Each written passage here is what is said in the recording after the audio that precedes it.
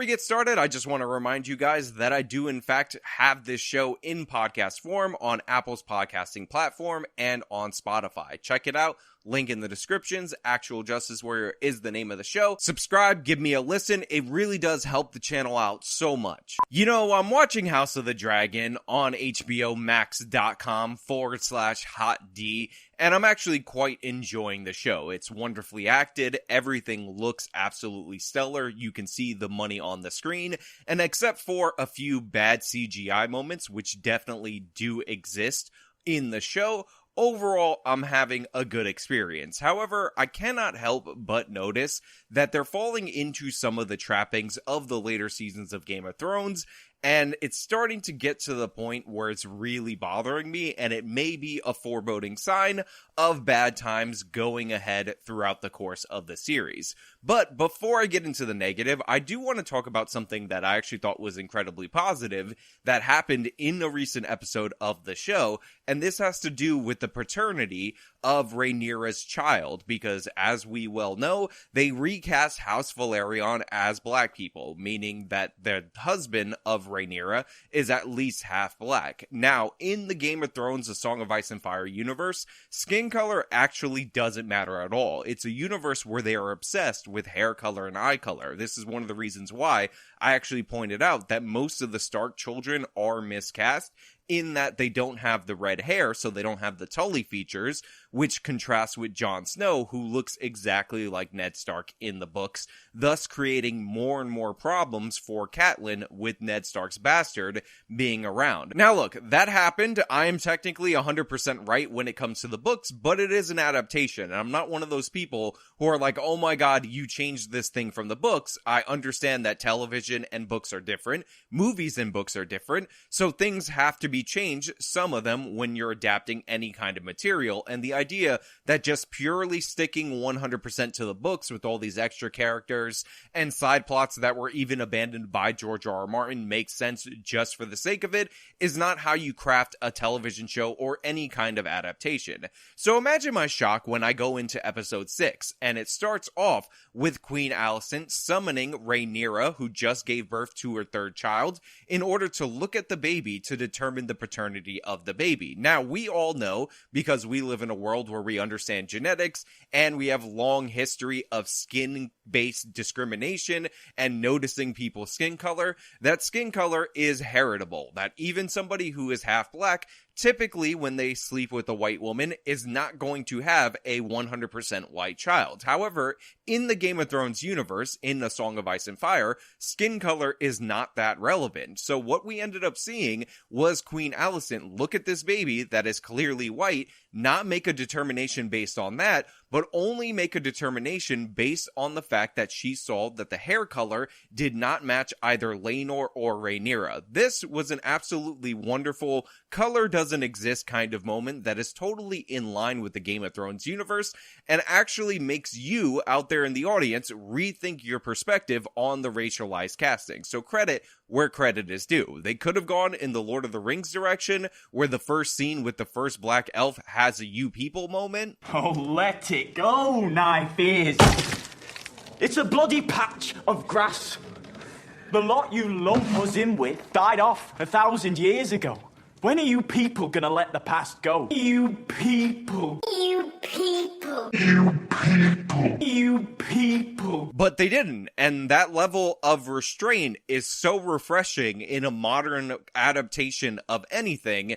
It's actually amazing, because in universe, they would not care about skin color, but in universe, they're obsessed with hair color and eye color, so credit where credit is due. That being said, one of the things that I noticed with House of the Dragon is that they, like many of the fans who I actually believe are the ones who ruined Game of Thrones, are missing the point of the series. They're missing a point of A Song of Ice and Fire, and they're missing a point of Game of Thrones, the television adaptation.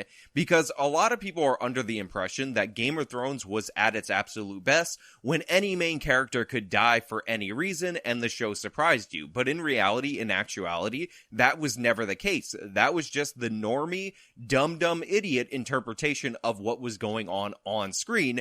And considering they actually tell you the entire premise premise of the universe with one iconic line delivered by Cersei Lannister, you should know better. Here is the line. When you play the Game of Thrones, you win or you die. There is no middle ground. What this line is referencing, what this line is talking about, and what the rules are, and why you actually liked the early seasons of Game of Thrones, is that it is stating that actions have consequences. When you play the Game of Thrones, you have to play to win, otherwise you're going to die. There's no middle ground. So what we see with the early deaths in the series is not shocking deaths that came out of nowhere. They're actually deaths that may have shocked you initially, but when you rewatch, you can actually see the foundations for the betrayals that led to those deaths based on the mistakes that the character made. It's also not a show where cruelty is just rewarded unrelentingly. Remember, Joffrey's reputation for being cruel ultimately led to him dying when he was eventually killed, because the Tyrells would rather deal with his much more docile younger brother Tommen. And Joffrey's actions in killing Eddard Stark actually led to the start of the War of the Five Kings, and rather than just having to fight a war against his uncles and having the North be pacified by the fact that Ned would have been allowed to go to the Wall, he ended up having to fight a war on multiple fronts, which again led to the consequence of him having to align with the Tyrells, which ultimately sowed the seeds for his own destruction. On top of that, Stannis and Renly not being able to work out their differences led to the death of Renly. It also led to the Tyrells being freed up from their marriage with Renly to join the Lannisters, and therefore we had a show where constantly every action had a consequence and a reaction, and thus the world felt more real, more engaging, and more interesting. This is what actually hooked you onto Game of Thrones. Barristan Selmy's death was quite surprising, but Barristan Selmy died because he happened to walk down an alley, and for some reason, one of the greatest swordsmen in the history of Westeros couldn't fight off some rich kids with daggers in an alley for some reason. And for those of you who don't understand why I'm emphasizing an alleyway, it's because where you fight someone is just as crucial to how the fight is going to go as any other factor.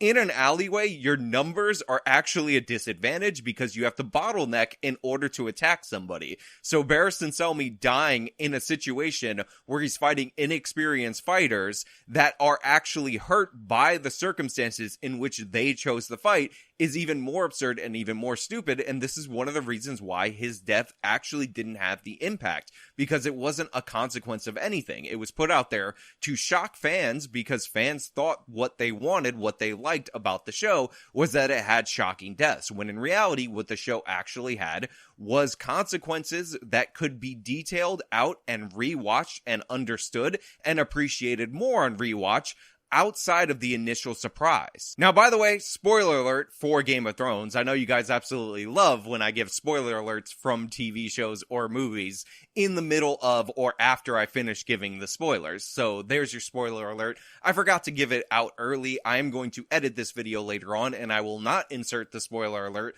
earlier in this video, so you're just gonna have to deal with it. Now, what this brings us to is House of the Dragon, and how House of the Dragon deals with actions and deals with consequences. And the way that they tend to do it throughout the course of the show is not very well. There are a few scenes in the show that really hammer this point home, and the most important one is Criston Cole of the Kingsguard killing Joffrey Lonmouth. Now, this scene was brutal, and I mean ridiculously brutal. Honestly, too brutal for what it was actually meant to communicate, and completely unnecessary. But it also breaks the logic of the series and shows that the showrunners don't really understand the concept of Westeros and what would and wouldn't lead to consequences. Now, early on in the series of Game of Thrones, we did see random people get killed from time to time. However, this needs to be emphasized, typically those were common folk or small folk as they're called in the series, and thus their lives didn't have enough value or status in Westerosi society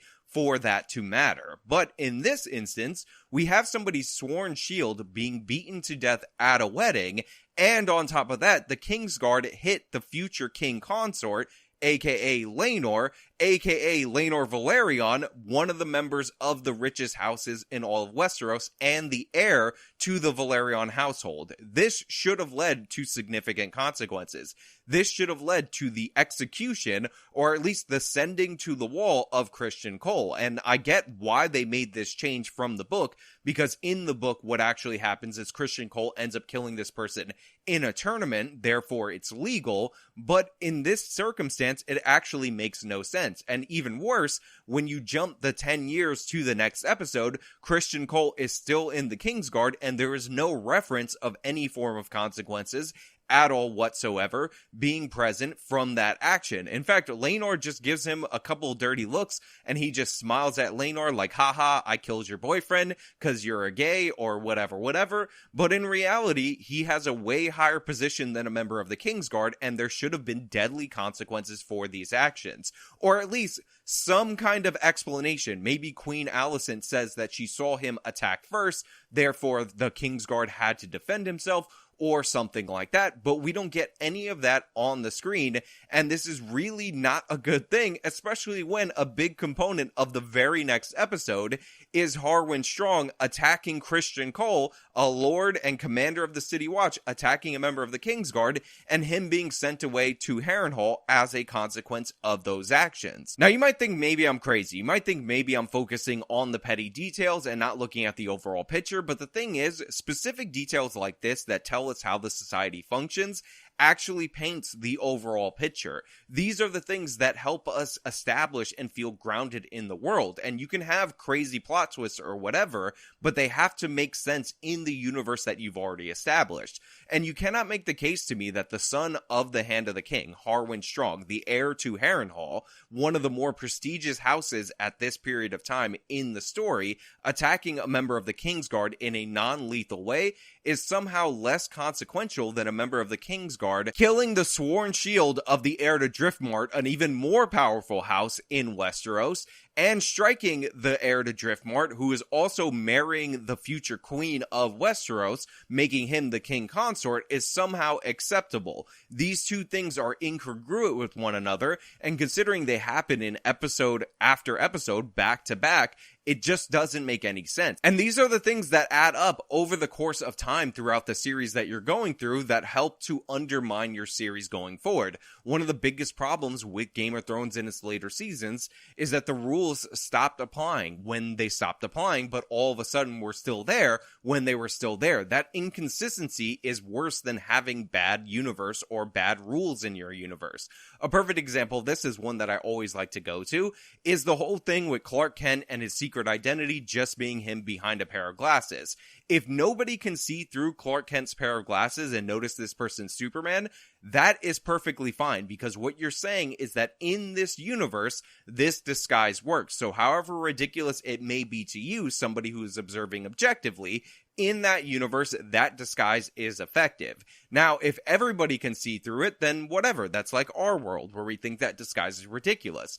But where you run into consequences is when certain characters can see through it, and certain characters can't see through it, because then you get inconsistency issues, and then you start to question the levels of intelligence of certain characters. For instance, if Lex Luthor can identify Superman by the look, but Lois Lane can't, you start to think that Lois Lane, the supposed greatest reporter in the world, is a terrible reporter. Or in Batman vs. Superman, when Lois Lane is established to be able to figure out who Superman is, Lex Luthor is established to be able to figure out who Superman is, but Batman, the world's greatest detective allegedly, is not able to figure out who Superman is because we need that stupid Martha moment. Again, these kind of things all add up, they all pile up, and they undermine your universe. You need to have a consistent basis of rules in order for the show to work. Now, other minor red flags by comparison are Daemon's mad dash in order to kill the crab feeder, where somehow he's just blitzing through all these people. This is something that we don't typically see in the Game of Thrones universe, except for the exception of Fantastic Warriors, and even those warriors only really exist in the book. They haven't really been shown to us on screen in the good portions of the show. And then there's the crab feeder being killed off screen. Again, not about that. That is something that is a hallmark of the later seasons of Game of Thrones, having crucial moments off screen rather than showing them to us as the audience. So I didn't appreciate that. But overall, a lot of the things around Daemon, who's probably my favorite character in the show, or one of my favorite characters in the show, start to not add up. For instance, when he kills his wife and then says that he's going to press a claim to her castle because he was her husband, only for 10 years later, after the time skip, for him to be living in Pentos and that to not be referenced at all. Which again, it's fine on its own. If they don't even have the conversation about him trying to inherit Runestone, then that's fair. Then we wouldn't think about it. It would be out of our minds. Maybe some nerds out there would say, wait a minute, shouldn't he be the heir to this? But whatever, you can dismiss them. It's not in the show. But once you bring it up, once you establish it, once you set it up, and then you skip 10 years later and it's not even a situation at all, it's not resolved, and you end up with this thread that goes nowhere. And again, why are you wasting precious screen time in order to show us things that don't matter? And why is Daemon's character so inconsistent? At one point, he's this vicious murderer who's trying to steal his wife's inheritance, and then 10 years later, he's sitting out in Pentos trying to get away from the politics. And I understand a lot can change in 10 years, but you have to show us the trajectory of where somebody starts, and then a logical endpoint of that trajectory for us to buy into the time skip. The idea that Daemon had this whole struggle over trying to take over Runestone in between the 10 years is not a good enough explanation. The idea that somebody's gonna write some supplemental material about what happened here or there is not good enough. What is on screen is what matters, and the show doesn't seem to understand that rule in a couple of places, and they're starting to add up. Now, overall, the show is good. It's not great, but it's still good, and I would recommend that you watch it, but these are some of the things that we would hope we would not see this early on in this series, because they are obvious red flags, and were some of the problems in the later seasons of Game of Thrones. Speaking of the original series, the show is not as good as the original series. It's not as good as season 1. I don't know why people are putting that out there into the public. Maybe it's because online hyping of the new thing is one of the new trendy things to do, but it's not as cohesive. Each and every episode kind of feels a little too separate from one another, and there's no real through line, and hopefully that will get better when we start zeroing in on the time frame that is the Dance of the Dragons.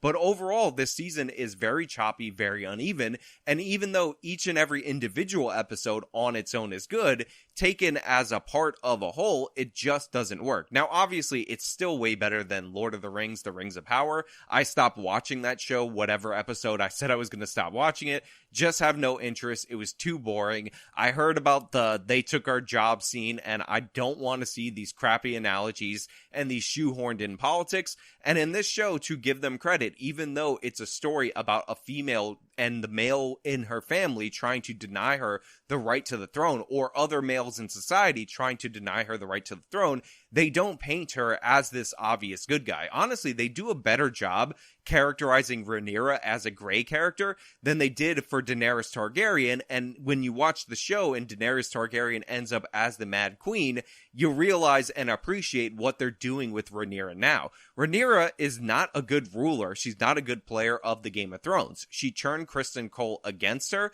and didn't deal with him in terms of letting him stay on the Kingsguard. She ended up alienating a bunch of lords by being so dismissive of them when they came to propose marriage. She helped reignite the feud between the Brackens and the Blackwoods when she could have prevented that, and she's just overall a disrespectful figure to the role that she's been granted, and she comes off as very entitled to the throne just because her father named her the heir. She does not seem aware of what she needs to do politically in order to maintain her position. On top of that, she clearly and obviously, and by the way, this is a knock against the show for making this so clearly and obvious, has 3 bastard children. And if you live in a society like Westeros, where most of the people are expecting your brother to have priority in terms of inheritance over you, you don't really help secure your position by not having legitimate children and making it so obvious. In the book, this was not that obvious. And in fact, it was heavily implied that the children were in fact Laenor's, because it would be so politically unsavvy for Rhaenyra to have bastards that look nothing like him, because obviously that undermines her position. But in this show, she just has the bastards and we're supposed to accept it. And it's almost like even the showrunners don't realize how terrible of a mistake this is on her part. And by the way, I understand that Laenor is a gay, and in the George R. R. Martin universe, when you're a gay, you actually just cannot father children at all. You can never sleep with a woman. You're 100% gay and you're totally repulsed by the female form. But in reality, that is not how the gays work. And maybe if that's just how they work in universe, then whatever, I guess we have to deal with that. But you would think she would be able to do something. Even Marjorie Tyrell tried to do something to have Renly father a kid with her in order to sort this situation out, and yet she just has not done that. So yeah, the show is overall pretty good. They don't just say female characters are the greatest characters in the history of the world and can do no wrong. They have flaws. Even the person that the showrunners seem to think is the hero is making some major political mistakes that undermine her position, and they seem to be ignoring the racial component of House Valerion's casting in the show, which I think is great and fantastic and actually better helps the show. It doesn't make it worse. But hey, those are just my thoughts. So let me know your thoughts down in the comments below. If you like the video, show them by leaving a like, subscribe for more content, follow me on all my social media, support me via the support links in the description box of this video. This has been me talking about House of the Dragon. Till next time.